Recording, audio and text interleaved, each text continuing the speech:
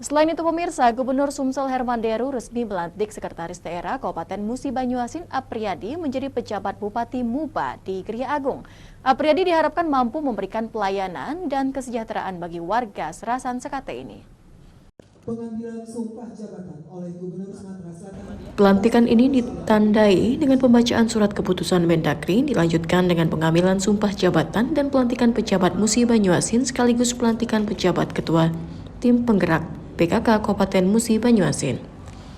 Selanjutnya Gubernur Sumsel Herman Deru melanjutkan penyematan tanda jabatan serta menyerahkan surat keputusan dan penandatanganan fakta integritas.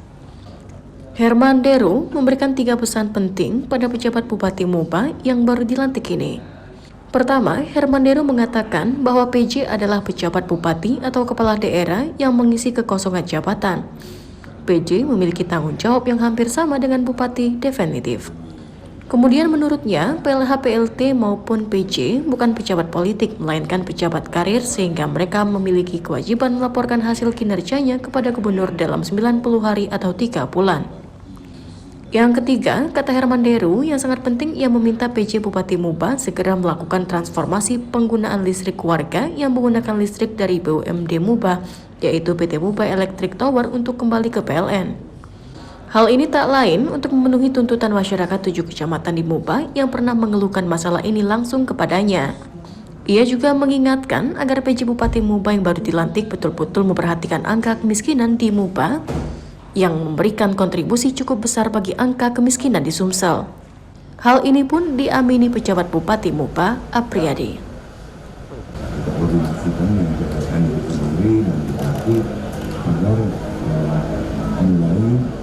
Menata teknisnya, jadi STO istilahnya, serah terima operasi ke PLN. Nah, di masa transisi ini tentu butuh sosialisasi kepada masyarakat. Ini tugas Pak Bupati untuk mensosialisasikan itu agar masyarakat tahu hak-hak dan kewajibannya menjadi pelanggan PLN.